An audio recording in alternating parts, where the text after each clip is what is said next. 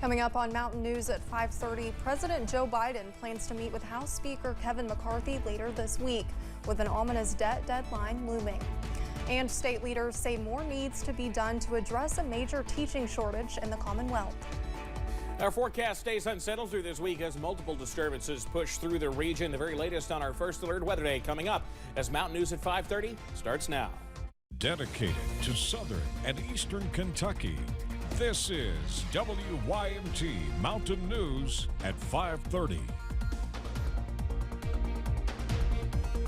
Good evening, I'm Olivia Calfee. A winter weather advisory is in place for much of the region as a wintry mix moves in later tonight. Meteorologist Evan Hatter has the latest on our first alert weather day. Evan? Well, that's right, Olivia. We have that first alert weather day in effect because of that winter weather advisory. We're already seeing temperatures tumble from northwest to southeast through the region, and we'll continue to see that tonight as rain changes potentially to freezing rain. Rain showers turning to that wintry mix overnight. That's both tonight into tomorrow morning and tomorrow night into Wednesday morning. That looks like a threat as well. Slick spots possible on the roads, especially those elevated surfaces tonight. I think road temperatures a little warm to start, but it is something we're going to continue to watch, as well as just where that line, that freezing line is. Winter weather advisory takes effect at midnight, runs through 1 o'clock in the afternoon tomorrow for just about all of us except for our far southern counties along the Tennessee border and the Virginia border and our East Tennessee and Southwest Virginia counties. A little bit of a nice sunset out there before the mess moves in from Buffalo Mountain. 52 the current reading. As we look at UVAY, as you can see the a little bit of that sunset on the underside of those clouds. 48 as usual, a little cooler out there. Notice to the west, temperatures already falling into the low 40s in Irvin. How about upper 30s in central Kentucky, while most of the rest of us sit in the low to middle 50s. So we're going to continue to see those temperatures drop as we head through the evening hours. All is quiet on pinpoint Doppler now, but all the activity is to our west. And in fact, you see kind of those last few frames, some of that mix starting to sneak into southern Illinois, southern Indiana. That system's headed our way. I'll have the full details on what to expect in a few minutes. Olivia? Thank you, Evan. We learned today another Memphis police officer was suspended as part of the investigation into the violent encounter between officers and Tyree Nichols. Many are renewing calls for police reform and asking why deadly encounters with law enforcement keep happening. CBS's Skylar Henry has the latest from Memphis, and we want to warn you, some of the videos you are about to see are difficult to watch. A sixth officer with the Memphis Police Department, Preston Hemphill, was relieved of duty for his role in the traffic stop that led to the beating of 29-year-old Tyree Nichols earlier this month. This video is from Hemphill's body camera that night. Get on the ground! One, now! I'm tasing. All right, okay. Hemphill's attorney says his client was not present at the second scene and that he is cooperating in the investigation. Nichols died 3 days later in the hospital. 5 Memphis police officers were fired and are facing several charges, including second-degree murder.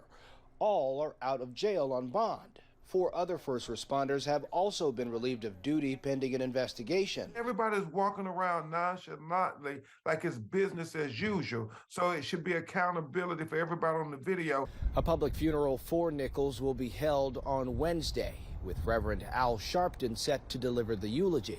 Nichols' death is prompting renewed calls for police reform in Congress, where the issue has stalled. Some criminal justice experts say current preventative measures like cameras just aren't working. These officers knew they were on film. It did not prevent any of their unlawful conduct.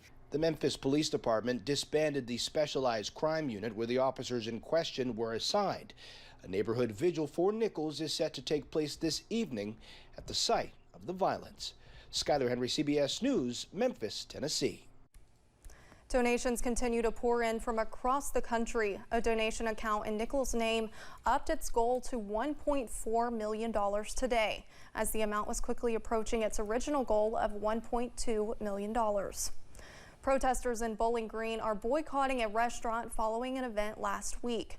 Anna's Greek restaurant allowed the Republican Women's Club of South Central Kentucky to hold a private event with one of the officers involved in the shooting death of Breonna Taylor in March of 2020.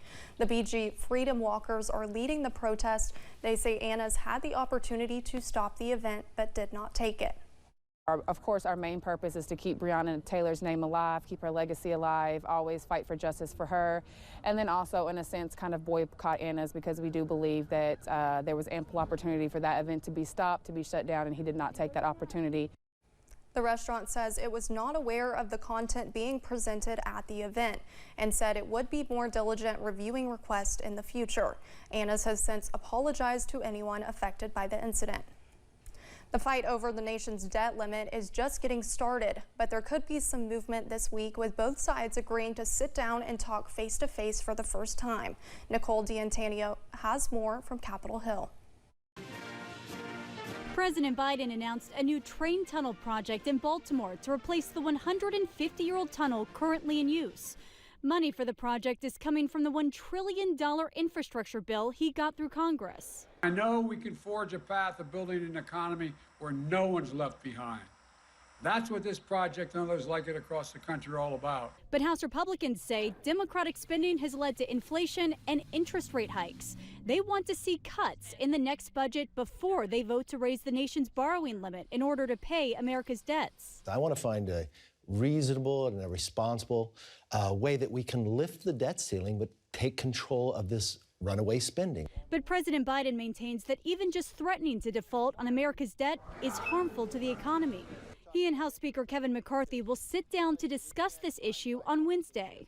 House Republicans have been taking the lead on the negotiations, with Senate Republican leader Mitch McConnell saying anything that comes from the Senate would likely just fail in the current House. In this current situation, the debt ceiling fix, if there is one, or how it's to be dealt with, will have to come out of the House. But some of McConnell's Senate colleagues are jumping into the fray with the House. 22 GOP senators sent this letter to President Biden saying they intend to stand by the policy that any debt ceiling raise must be matched by equal or greater spending cuts. Nicole D'Antonio, CBS News, Capitol Hill. Democrats say the Republicans have yet to say what kind of cuts they want or where they would come from. The House Energy and Commerce Committee wants to hear from TikTok's CEO himself. Shouzi Chu is set to testify before the panel in March. He expected to answer questions about TikTok's privacy and data security practices, its impact on young users, and its relationship to the Chinese Communist Party. TikTok did not immediately respond to a request for comment. The platform has been banned on all U.S. government official devices, and more than half of states in the U.S. have taken similar measures. Kentucky needs to do more to recruit and pay teachers better wages. This is what a coalition of education, business, and civic leaders said today. They gathered inside the state capitol to push for more legislation and avenues to hike pay and recruit educators. Phil Pendleton has more on the problems and possible solutions discussed. Education and business leaders came to the Capitol Monday to sound the alarm of a massive teacher shortage. And I think you would be shocked to find out how many of those principals, how many of those superintendents would tell you I have 0 certified applicants at this time. Educators and business leaders are pushing for lawmakers to do more to make teaching more lucrative, to pay them more, and to fill a shortage of 11,000 educators. There's a real crisis in the education profession right now, certified and classified, and something that needs to be addressed quickly. Governor Beshear says as of now, the state has collected about $2 billion more than what it needs. He is proposing that money be used to address the teacher shortage. Representative James Tipton says the teacher shortage will be addressed when the Kentucky General Assembly reconvenes next week. And it's a tremendous challenge, and there's no one answer as we look at this.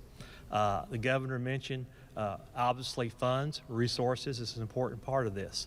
As I talk to teachers, as I talk to people across the state, there are other issues. Overwork, burnout, additional duties. But to make up that learning loss, I know this one simple fact. You can't catch a kid up on math if you don't have a math teacher. Beshear is proposing the legislature raise teacher pay an additional 5% on top of what districts may have increased last year. In Frankfort, Phil Pendleton, WYMT Mountain News. To sustain the education profession, the coalition has other recommendations, including a $500 stipend for student teachers. Secretary of State Michael Adams says the percentage of Kentucky's registered voters who are not affiliated as Republicans or Democrats has reached a new high. Adams says voter registration under the category of other broke the 10% mark last December. He adds Republican registrants account for 45.5% and Democratic registrants represent another 44.5%.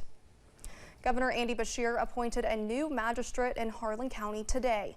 Judge Executive Dan Mosley says he received an executive order from the governor appointing Robert Leo Miller as District 1 magistrate. Miller will succeed Clark Sparky Middleton, who died earlier this month.